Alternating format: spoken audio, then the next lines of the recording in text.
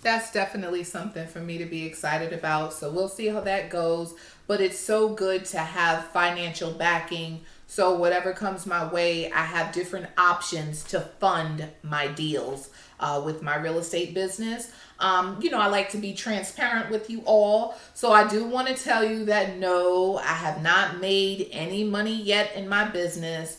But it's just now January 6th, 2021.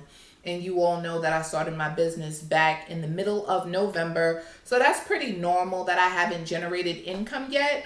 But I did kind of share with you that I needed to have a plan A, B, C, and D so that I could still pay my bills. And I told you that I signed up for Uber Eats, but I hadn't started doing it yet. So yes, I did start driving for Uber Eats. I started that this past Monday, and it's money. It's money to pay my bills. When you are going after your dreams, do what you need to do to still be able to take care of your family. But you know, Uber Eats is fine. It's money. It'll help me pay the bills. And if you find yourself having to get a part-time job, do what you have to do to pay the bills and still chase your dream.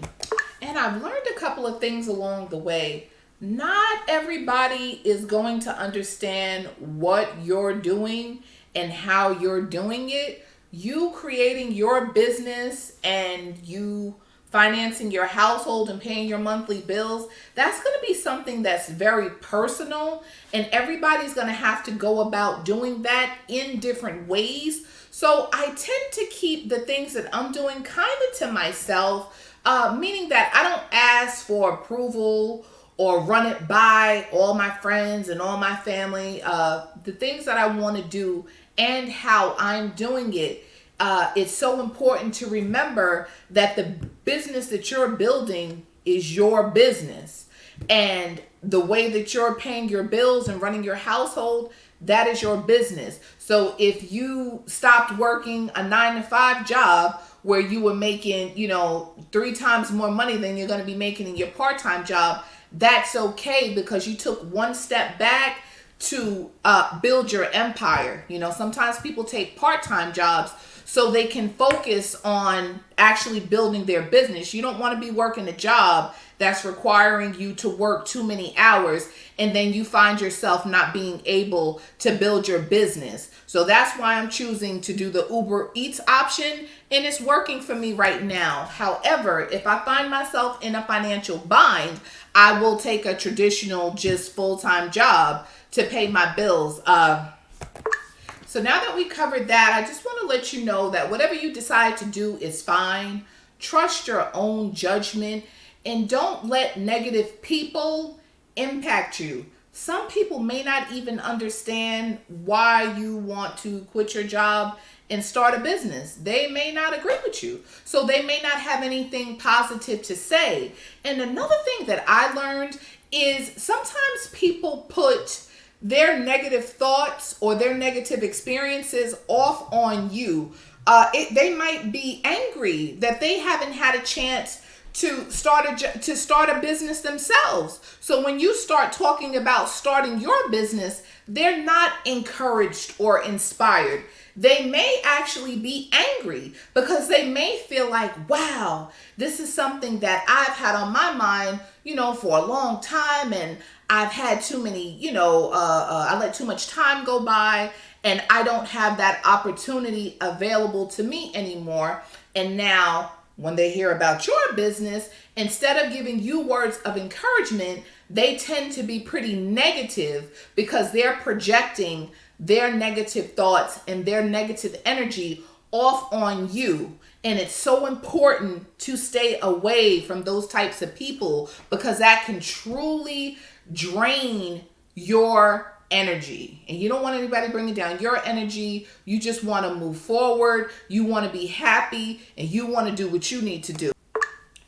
So that's enough about negative people. We know that we should stay away from negative people. Okay, we also talked about the 2 different types of businesses that you can start. You need to decide if you want to do a service-based business or a product-based business. Whatever you decide is fine. It's totally up to you. I would suggest you starting out with an online business because having money to lease space to have an actual office can be kind of expensive. So you might just want to get a virtual address, or maybe a co-op office space where you only use it when you really need to have a meeting or something like that, and just conduct your business online, maybe start a website or something like that. Do your market research so you can kind of gauge when you're going to start making money in your business. For example, let's say you're going to start a coaching business. A lot of people, may not start making money the first month or two. It just all depends on how many clients you have and what your business model is. So do your market research, and also do a competitor analysis. You want to know what your competitors are doing. So you're not going to do exactly what your competitors are doing, but you want to get ideas about how this business runs, and you want ideas on how other coaches get paid. This is so important. So do your market and your competitor analysis as well. Do your competitor analysis, and this way you can know what's going on.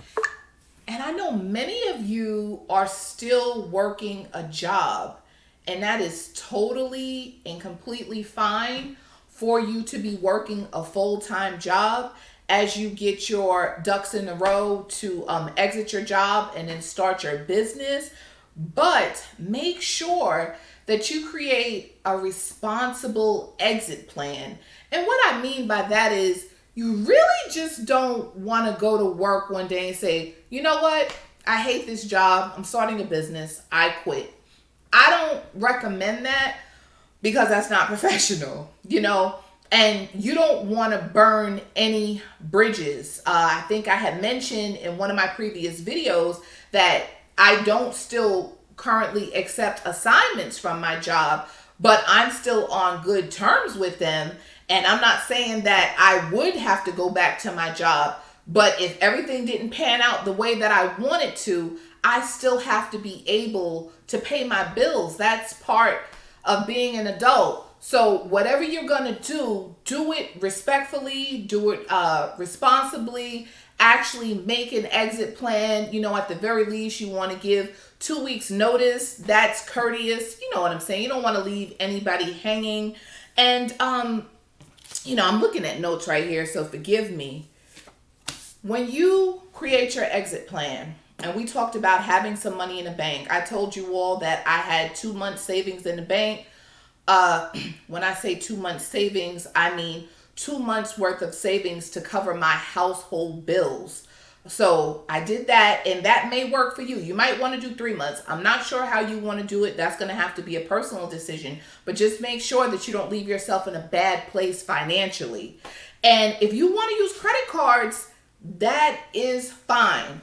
The only thing about using your personal credit cards is, don't go into a bunch of credit card debt to start your business and now you have bad credit. You know what I mean? So try to do it responsibly. Try to not go over that 30% threshold. This way your credit score won't plummet while you're building your business, because you might need to have good credit. Well, having good credit is good anyway, but as it pertains to your business, you might have to use your personal credit in the beginning to get qualified and approved for business credit. So you really don't want to drop your credit score. You want to try to preserve that if you can. So we went over a lot of information today, and I don't want this video to be too long, but I do want to go over the steps that you need to do to start a business. I try to go over this in every video. You need to name your business. Whatever type of business you want to start, that's fine. Just name your business. And then you want to register your business with the Secretary of State. You want to register your business with the state. You want to get an EIN number from the IRS. You want to create a website. Now, creating a website is optional, but a lot of times it is good to have a website. So people like to research who you are sometimes before they even do business with you. And then you want to start building business credit. So what I mean by that is you can get different trade lines. I right now am in the process of building my business credit. I have an account with Uline, I have an account with Quill, and I have an account with Granger because they offer credit to start up businesses. So it works perfect for me. And they report to the 3 credit bureaus, of course, including Dun and Bradstreet. It would be helpful to get your Dun and Bradstreet number as well as you go forward and start to build your business credit. And I'll be talking to you all soon. Thank you so much for listening, and you all have a good day.